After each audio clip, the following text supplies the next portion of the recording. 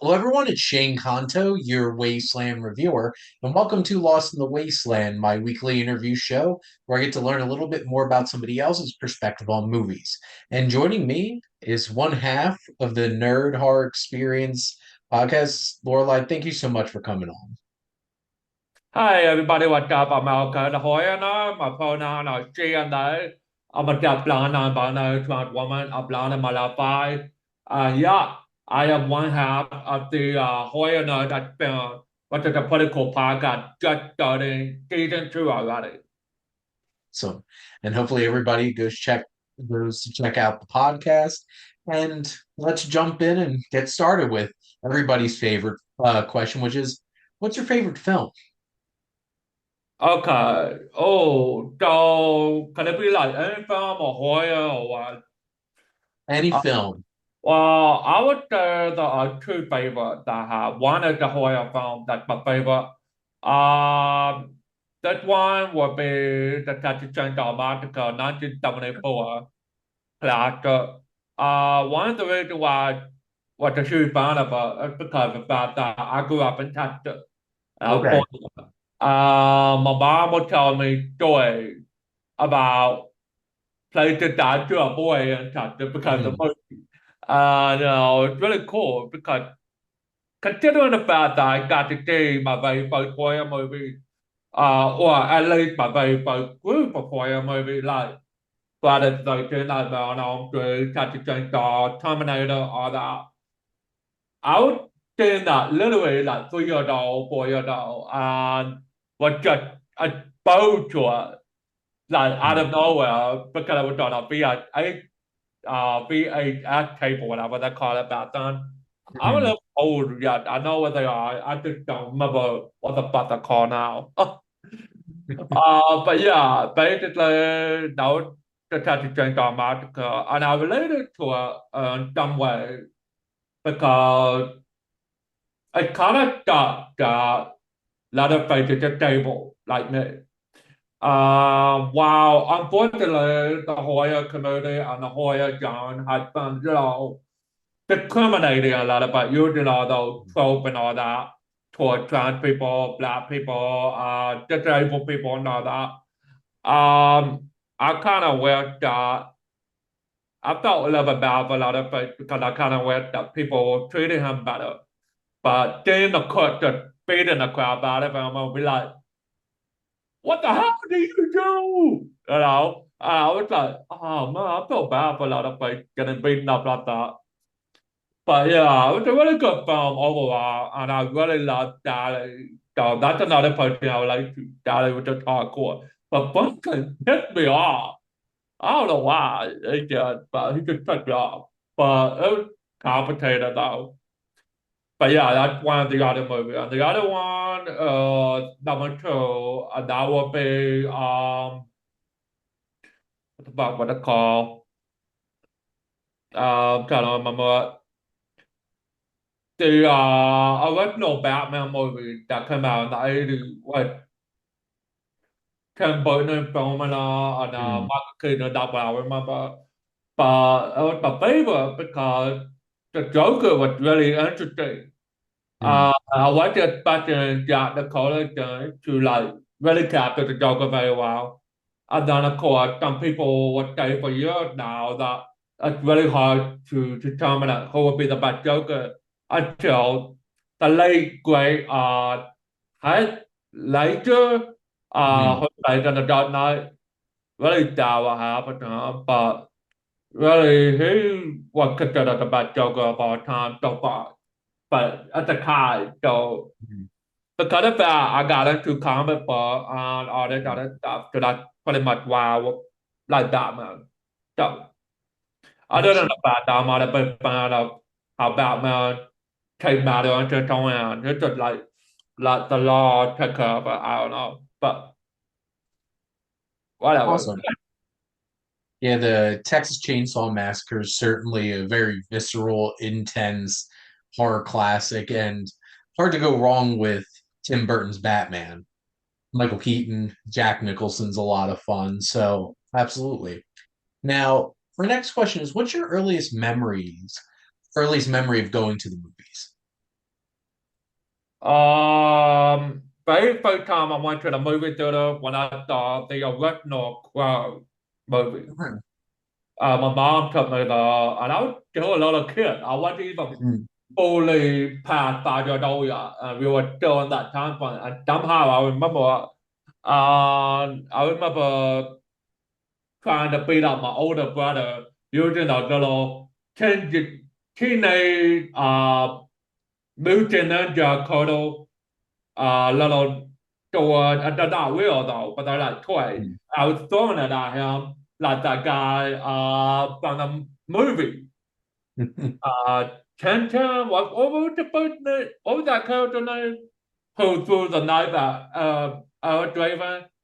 Yeah, Oh, I I think don't it was remember. 10 or something like that. But yeah, I was pretending to be him, but just throwing it at my older brother. And he was dressed up as a crow. He had the makeup and the Mhm. look for it. So I was like, my older brother looked like Eric Draven. Wow. But that was my very first time going to the movie. I remember the candy, the popcorn, all of it. I'm Mhm. just getting really hyped up about the crow. I don't know why. I was just a little kid, but I love the laugh and impression on me. I did get a little bit scared because considering the fact it's a really hard movie, but it's not a horror movie. Yeah. I was like, Mark, what?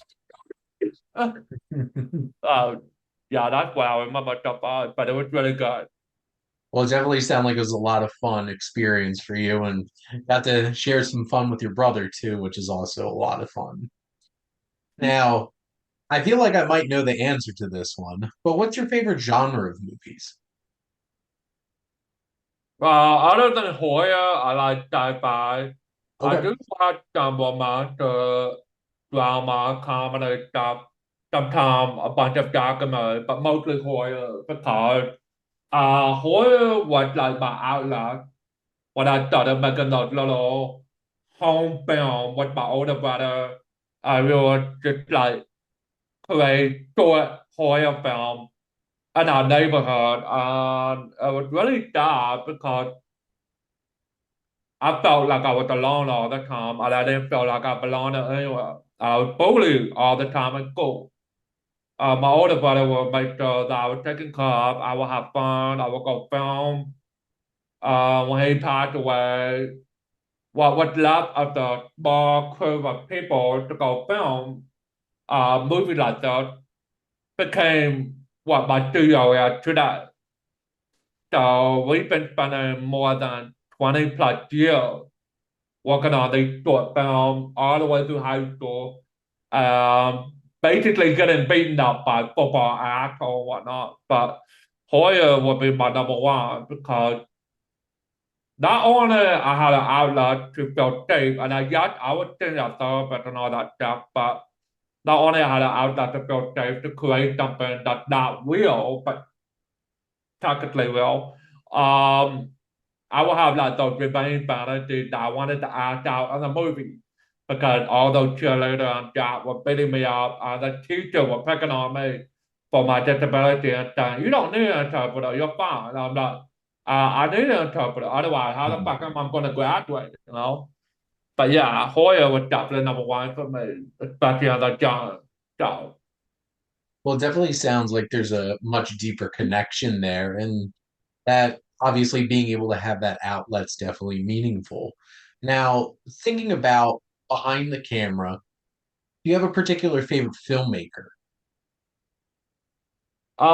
definitely Toe Trooper is one Mhm. of my favorite. Tim Burton used to be a favorite of mine, but then we found out that he was biased when it comes to picking out actor and actresses for, the film. He mostly picked white people. He very rarely picked black people. And that's not Mhm. cool though. But I did like Tim Burton's work for a while, and it did influence some of my stop motion animation work for a while. But I would say it would definitely be a tie between True Hooper, John Carpenter, Clive Barker, who did that whole Hellraiser stuff, and Tim Burton. So, but a female director I'm trying to remember her name, but she did this really great film, very powerful stuff. It was a horror film, but I'm trying to remember the name. But I'll get back to that later. I've done it too. But yeah, really great film. I'm trying to remember the name of that director, but she was my favorite. Awesome. I'll get Yeah, back to you that later. yeah, and Toby Hooper, obviously, with Texas Chainsaw Massacre and other films like Poltergeist, and I'm a huge John Carpenter fan, so I definitely appreciate that quite a bit. Now, thinking in front of the camera, do you have particular favorite actors or actresses? um, Jamie Lee Curtis, Gunter, Gunnar Hansen, the guy who played Rutherford, Kane Hodder, another one. Um, Jo Joanne Weaver or Joanne Weaver. She played the lead character Ripley and Alien. Yeah, I was trying to remember that. Bill Murray was another favorite. Like a lot of comedy, but Bill Murray was another favorite of mine. Another was Danny Glover, Mhm. Bruce Willis, a whole bunch of other actors and actresses that watched growing up throughout the 90s and the early 2000s. But yeah, these are definitely some of my favorites. Especially Jamie Lee Curtis. She was just a badass drink queen. I love Yeah, her. I could relate to her in so many ways, but she was so cool. yeah, I just rewatched Halloween. Fantastic in that. Love her in The Fog. She definitely such a talented actor and finally got some recognition with Everything Everywhere All at Once, which was really awesome. Now, do you have a particular film that you feel like you could just watch literally every day? Uh, every day it will have to be right now. It will be Wild, where three Witherspoon, because that movie is just so relatable in so many ways. Mhm. I've lost people in my life, and I used to be a drug addict a long time ago, unfortunately. I'm sober, 15 years clean and sober, by the way. But Congratulations. on that movie, while I want to watch it almost every day. Mhm. Um, there's another one that I watch every day, and that will be, wow, the Touch of Chainsaw Massacre. I Right. can't get enough of it. I watched like the entire franchise if I could Mhm. have it on weekend. So yeah. Yeah, obviously, if it's your favorite film, it's certainly one that you want to go back to. And Wild certainly has a lot of like that impact and heft to it. So I can understand that as well. Now, what's a film that you connect to closely because it relates to another interest of yours? Um, I will have it Wonder, which is a really powerful movie. While Green, obviously, because it was my graduation daughter. But Green, all of them, all the characters was interesting because I could kind of relate to Disney not wanting to be a part of this whole high school bullshit. Hmm. uh, Fucking hating high school because all these assholes will get together and be Hmm. like, "Oh, let's go party!" I get drunk or whatever. And I'm like, "That was my high school experience. You know what? Today I know how you feel." The Green was definitely speaking to my generation a lot, especially about how we would get bullied or whatever. And it's so sad because when you hear stories about like the kind of bike student or whatever that happened in Colorado a long time ago during the 90s. Films like that were coming out. Kind of like messed it with society's mind because they don't know another teenager gonna do something crazy just because of the movie. Yeah. Hopefully, there has been a lot of craziness from the Scream franchise, but it was so sad to see that growing up in my generation, we would still have mass shooting back then and all the stabbing and everything. But it's just wild how we could relate to something like that. badly something that it matter. And then that movie like now, while supposed to be a wildflower or the other stuff, very relatable stuff, but really hard to watch sometimes because it brings you back memory of high school and God, I fucking hate high school. Everybody picked on me for wearing black all the time. Ugh, Mhm. but Oh, yeah. I'm a big fan of Perks of Being a Wallflower. That's definitely one that connects with me. And yeah, wasn't the biggest fan of high school either. I was much happier when I went away to college. But thinking about what movie character do you feel like you connect with on a personal level? Other than Charles Drayton Wild, uh, Mhm. the other horror character that I would like to, but to that the final girl, that would be Jenny. Okay. Jenny Parker was relatable for me. And then there was um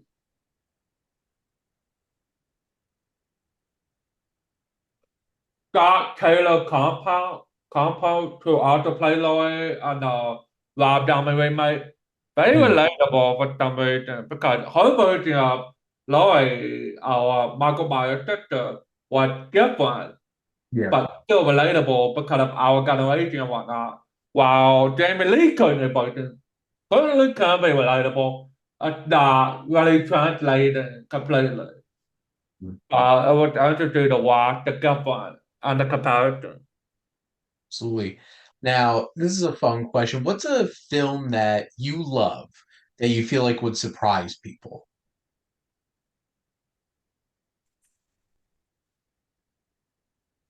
Damn, that's a good one. It took me a long time to think about that because when you reached out to me to the interview, I was thinking really hard about the question of trying to Mhm. find the perfect film that would surprise people. I will have to say, um, maybe The Lost Boys, Okay. uh, Terrifier 1 or 2. Um, uh, Definitely would say those will be my top three runners Okay. because people would not know that I like vampire or I like gore, and I'm like, what's wrong with you? And I'm like, no. Don't freak out. Trust me, I'm famous and everything. And maybe could feel like crap when I say that. I was like, but it's damn good because the filmmaker and everything, and the visual Mhm. effect, the practical effect. That's why I like it because Yeah, it's creative. But don't don't stop wrong with me when I absolutely. honestly, yeah, that would be like my top three. And the last one is the classic. I mean, the music is great. And that's Yeah. what got my hearing. So yeah, Lost Boy was definitely something that I would say surprise people for sure. Mhm. Instead of not really part of my generation, but I grew up watching it anyway. Yeah. Oh, that movie definitely has some great music in it. Now, my last question for you is, what do you love most about movies? I like how movie in general, not just particular genre or whatever. I like Mhm. how movie in general find a way to make sure that it's matches that they create behind the film and everything. Basically, reach it a wide variety of people. You Mhm. keep hearing about how people are complaining now, saying that horror is woke or whatever. And I'm like, it's always been woke. I mean, horror is literally quite coded. Mhm. So, people don't seem to understand that every single kind of movie, any genre, can be relatable, can have a master, or sometimes it doesn't make sense. But it's supposed to like leave you um, thinking a lot, and I like that. I also like the fact that the movie we can relate to, character we can relate to, stories Mhm. we can relate to, because we literally grew up in that, all that shit. The 80s, the 90s, whatever, the high school shit. but at the same time, there are movies that will hit you so hard that it will leave you completely fucked up for a Mhm. while. Like for a couple of weeks, you'll be like, what the fuck did I just watch? You know? I Yeah. like that because back then, before the pandemic, leaving the movie theater and all that, it was a lot of fun being able to go see new movies that you keep thinking that Hollywood is dead or whatever, but honestly, it's not entirely dead. It's just trying to find its way back somehow. Mhm. And luckily, we came up with brand new studio like A24, all this other stuff. Finally, getting back into making movies that we love again. And it Yeah. took so long though because people kept trying to remake it, um, reboot or whatever the fuck you want to call it today. Mhm. But if you give it a chance, you will find a movie that will really surprise you, that will leave you in the theater sitting there and say, what the fuck did I just watch? Damn, that's so good. Uh, Mhm. and that's how I feel today, even after the pandemic, even though the pandemic is still going on. But yeah, that's pretty much why I love movies in general. Doesn't matter what genre, doesn't matter who's playing it, although there might be some issue with that today because some actors are problematic, unfortunately. But a lot of movies really let me becoming a filmmaker that I am today and the kind of creator that I am today. So if it wasn't for movies, I will have no way of knowing if I was ever going to become a filmmaker or an actor. So, Absolutely. And yeah, it's a special feeling being able to sit after a movie and have that hit you, and you're just like, "What I watch? That was great." So it's always a great feeling. Now, how I like to wrap up my show is have my guests ask me a question. So, what would you like to ask the Wasteland Reviewer? all right, okay, here we go. What would you say is your most favorite memory of going to actually? Yeah, I gotta go one. Hold on. What would Okay. you say is your most favorite thing to do during the month of Halloween and all that? What's your favorite Okay. thing? So, the most consistent tradition that I have every October leading up to Halloween is always watching The Nightmare Before Christmas. I've done that every single year as long as I can remember. And I think it was last year they did a re-release and I got to see it in a theater and they're doing it again this weekend and I'm very tempted if I didn't have a wedding this weekend to go and actually see it again in a theater, but I always love watching Nightmare Before Christmas. Um, it's just the vibe and everything, the music, and just brings out that the second this is Halloween Uh, starts, it's like the it's fact that you can Halloween season. watch it twice a year because Yeah, you know Halloween Christmas. So it's just perfect. The fact that it goes up on 31 Days of Christmas on Freeform. Back then it was called ABC Family, but now it's on yeah, Freeform. And then on 31 Days of Halloween, it's like it goes it's up both. twice. It's That's the perfect. beautiful thing about a movie like that. But I agree, yeah. Yeah, it had to be movie related, of course. That's what I spend most of my time doing. But I really appreciate you taking the time and chatting movies with me, and thank you so much for coming on. Absolutely. Thank you very much. And as always, you can find me on YouTube, Instagram, Threads. Well, I don't know how long Threads is going to be around, what day. But you can find me on Patreon and everything. That's okay, the Hoyer Nerd. I got a website, so okay. Absolutely. And thank all of you out there for always tuning in and supporting your Wasteland Reviewer.